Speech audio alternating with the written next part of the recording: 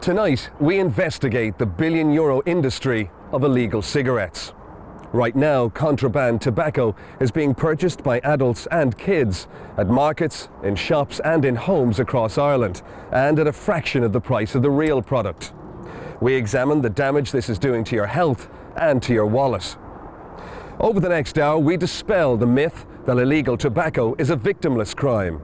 We look at the criminal gangs behind this massive industry, and we show you how purchasing a packet of cheap cigarettes can indirectly fund other illegal activities, such as child prostitution and gangland killings, along with the trafficking of drugs and humans across Europe.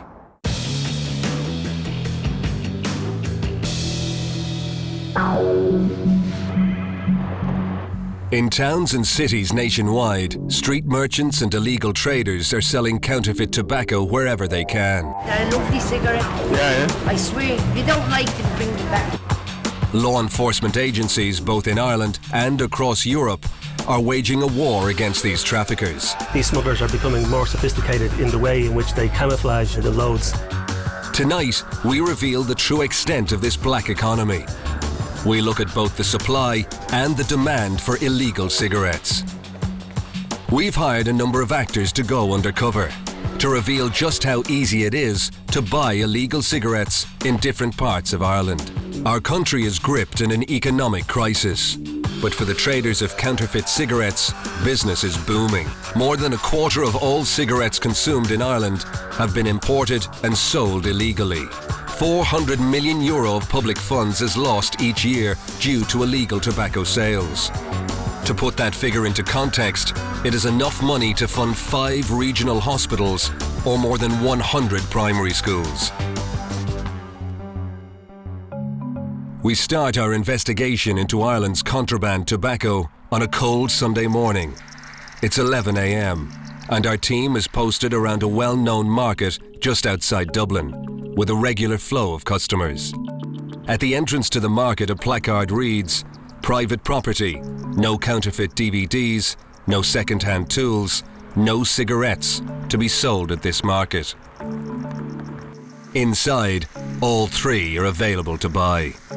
Most of the vendors here are just trying to make an honest living, selling genuine goods, both new and second-hand. A Garda vehicle is patrolling the area, so any cigarettes for sale are kept out of sight. Close to the market entrance, 3 stalls lie empty, with a number of men standing around them. Overall, nothing seems out of the ordinary, but when the Garda car leaves, this quickly changes. When our actor visits these previously empty stalls, he now finds them bustling with life. Here we find cigarette cartons bundled on top of one another, in full view of our Sunday morning bargain hunters. The profile of those working on these stalls range from older men right down to teenagers. It's not unusual for criminals, unfortunately it's not unusual for them to use children, and very young children, especially in the sale of cigarettes throughout the markets.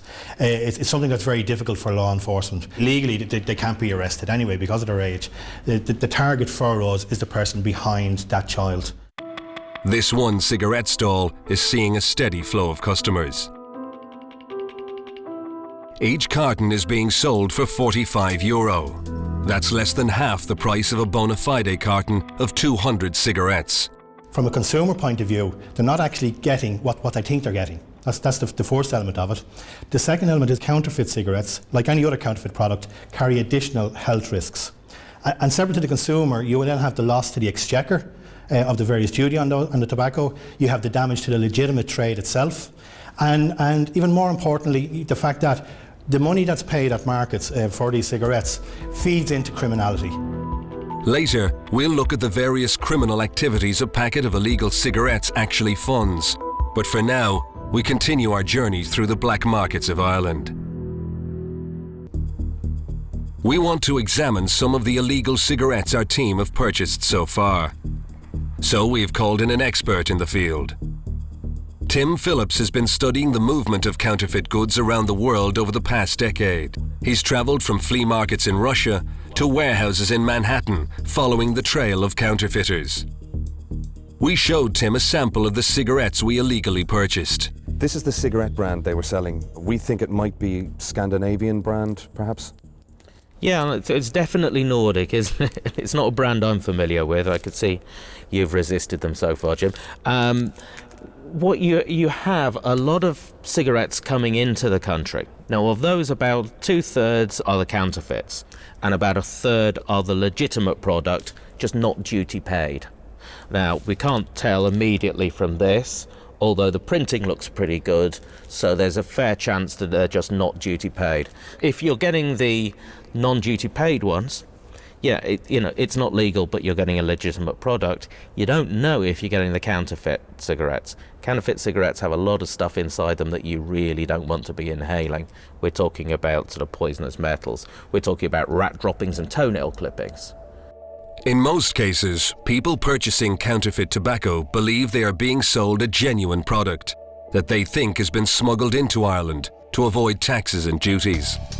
In reality, over 50% of all cigarettes sold illegally in Ireland are fake. So just how hard is it to tell the genuine product from the counterfeit? Dr. Ed Stevens tests counterfeit tobacco products for the European Commission's Anti-Fraud Unit. In front of us are several counterfeit packets of the popular Marlboro brand. He also has one genuine packet. He asks me to try and tell the difference between a genuine and a counterfeit cigarette, as well as a real and fake packet. Let me see, I'm going to hazard a guess, but it really would be a guess because they look identical. I'll take a shot at this one being counterfeit. But you are to be right. honest with you, it's oh really? What Okay. reason?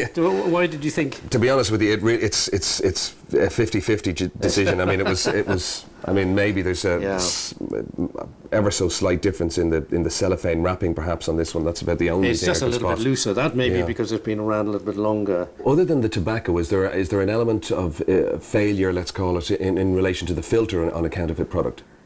The major tobacco manufacturers have complied with EU legislation to bring down the amount of tar, nicotine and the amount of carbon monoxide that's emitted. They use what's called filter ventilation. These are little holes in the filters, and that enables the smoker to suck in some fresh air as well as tobacco smoke.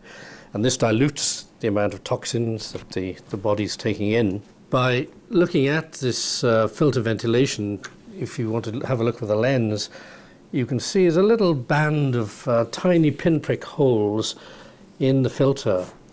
And that's where the fresh air gets in, and that's essentially diluting the smoke. If we looked, on the other hand, at an almost identical looking counterfeit, the filter has no holes in it whatsoever. Okay, it's completely smooth. So none of this dilution of the smoke going on. What toxins are in there, not only are they in there, but they're getting into your system in much greater quantities as a result of that issue with the filter. That's correct.